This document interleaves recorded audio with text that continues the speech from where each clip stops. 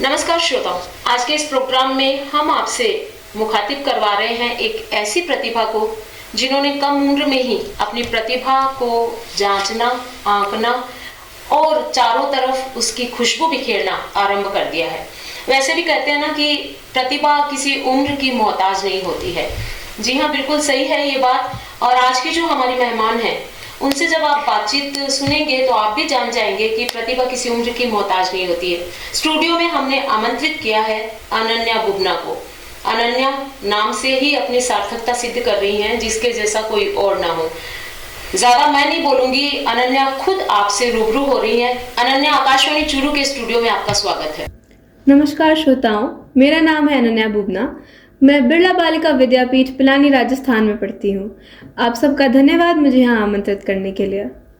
श्रोताओं, जिस उद्देश्य के साथ इस बातचीत को हम आप तक लेकर आए हैं वो उद्देश्य है एक कलाकार की कला को जन जन तक पहुंचाना। जी हाँ, अनन्या एक कलाकारा हैं और कलाकार भी ऐसी वैसी नहीं, जिन्होंने जो हमारे मनोरंजन जगत की सबसे बड़ी विधा है यानी फिल्मों में अपने काम का जलवा बिखेरना शुरू कर दिया है।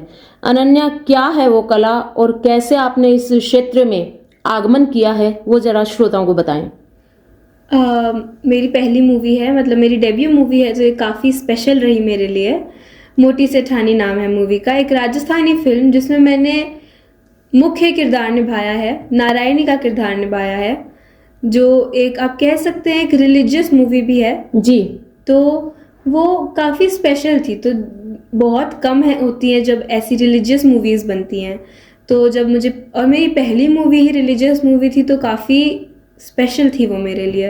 अनन्या, इस फिल्म की जो पटकथा है या जो इस फिल्म का उद्देश्य है उसके बारे में हम बाद में बात करेंगे। पहले ये जानना चाहूंगी कि इस क्षेत्र में आने के लिए आपको किसी ने प्रेरित किया या आपकी रुचियां ही जो थी वो आपको इस फील्ड में ले आई? बचपन से ही ना मैं DID बहुत देखा करती थी। India's best dancer, India's got talent बहुत देखा करती थी। तो मेरे घर वाले कहते थे कि ये बड़े होके यही करेगी, पढ़ाई नहीं होनी इससे। तो और फिर मैं आ गई अपने स्कूल में, बिरला बालिका विद्यापीठ में, और वहाँ पे तो को करिकुलर्स, बैंड, स्पोर्ट्स सभी था। तो वहाँ पे मेरे टीचर्स, मेरे पेरेंट्स, सब ने मुझे बहुत प्रोत्साहन दिया, बहुत आगे बढ़ाया, और मेरे स्कूल का बहुत बड़ा रोल था कि मैं इस मूवी में कर पाई, क्योंकि जब शूटिंग थी ना मूवी की तो वो मेरे एग्जाम्स के टाइम पे थी जी। तो मेरे टीचर्स ने मेरा बहुत साथ दिया कि अनन्या तू पढ़, तू पढ़ भी, तू स्क्रिप्ट भी लर्न कर, तू सब कुछ कर। और मेरे एग्जाम्स एक हफ्ते में हुए थे ताकि मैं मूवी भी कर पाऊँ और स्कूल की पढ़ाइयाँ भी मेरी मैनेज हो जाएं। और मैं वापस भी आई तो मेरी एक्स्ट्रा क्लासेस लेके सब सारा सिलेबस भी कवर हो गया। तो उस हिसाब से 9th में भी मुझे प्रॉब्लम नहीं हुई और मेरे 8th के फाइनल्स भी ख़राब नहीं हुए। अनन्या, फिल्मों में जो भी आता है वो सीधे तौर पे नहीं आता है। कहीं ना कहीं घर पर अभिनय जो है वो उनका शुरू हो जाता है, या फिर यूँ कहें कि स्कूल के दिनों में आप उस अभिनय की थोड़ी थोड़ी छटा जो है वो बिखेरना शुरू कर देते हैं। कहीं आप भी इसी तरह से फिल्मों में तो नहीं आई, या फिर सीधा ही धमाका फिल्मों में हुआ? जी नहीं, ये तो कभी हो ही नहीं सकता। सीधा आप कैमरे के ऊपर, बड़े पर्दे के ऊपर तो आ ही नहीं सकते। तो मेरे स्कूल में एक्स्ट्रा ड्रामा क्लासेस होती हैं, कथक बहुत अच्छे से। मैं क्लास 4th में थी तब मैंने कथक करना शुरू किया था जी। तो कथक में तो यही होता है, एक्सप्रेशंस, हैंड जेस्चर्स। बिल्कुल। तो वहाँ से थोड़ा कहीं ना कहीं मैंने हर एक एक्सप्रेशन डालना सीखा। हम नवरस कहते हैं उसे, बिल्कुल, कथक की भाषा में। तो उसी नवरस को मैंने बड़े पर्दे पर निखेर दिया।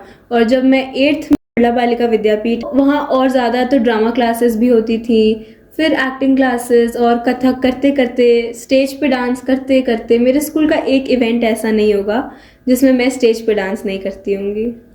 श्रोताओं, जाना आपने कि किस तरह घर, परिवार और जो माहौल होता है वो किसी भी कलाकार की भीतरी कला को आगे लाने में सबसे बड़ी भूमिका निभाता है।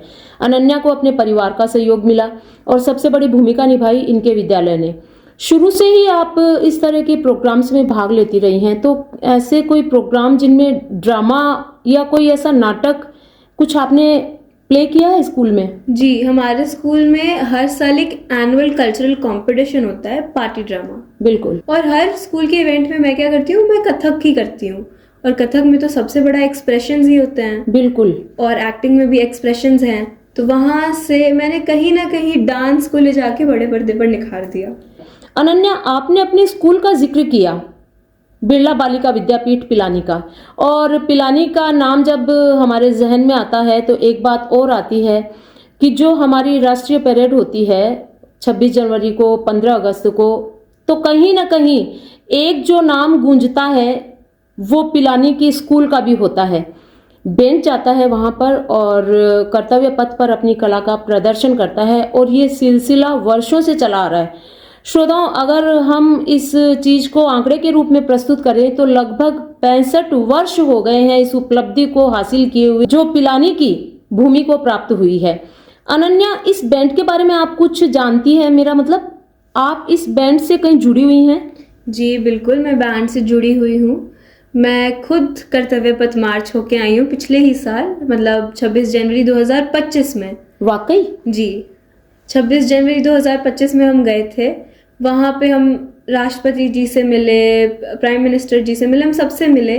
और उस कर्तव्य पथ पे चलने के लिए भी हमने दिन रात एक करके मेहनत किया, पूरे 1 साल। और वहाँ पे भी हमें रात में 3 बजे उठना होता था, 4 बजे उठना होता था। तो मुझे इजी थोड़ा कहीं ना कहीं मूवी में इजी हुआ कि ये सब तो मैं हॉस्टल में भी करती थी। और कहीं ना कहीं जो कॉन्फिडेंस आया मुझ में वो बैंड बजाने से, और हमारे जो बैंड मास्टर हैं आरके सर, वो उनकी बातें बहुत प्रेरणा देती थी मुझे। अनन्या, आप फिल्मों से जुड़ी हुई हैं, चलते चलते आपसे जानना चाहेंगे कि आप हिंदी फिल्मों में रुचि रखती हैं? यदि हाँ, तो अपनी पसंद का कोई गीत हमें बताएं जो इस वक्त हम आपको भी सुनवाना चाहेंगे और अपने श्रोताओं को भी सुनवाना चाहेंगे।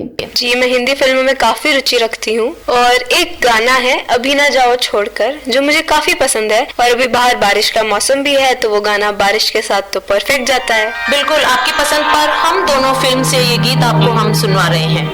अभी न जाओ छोड़कर कि दिल अभी भरा नहीं, अभी ना जाओ छोड़कर कि दिल अभी भरा नहीं।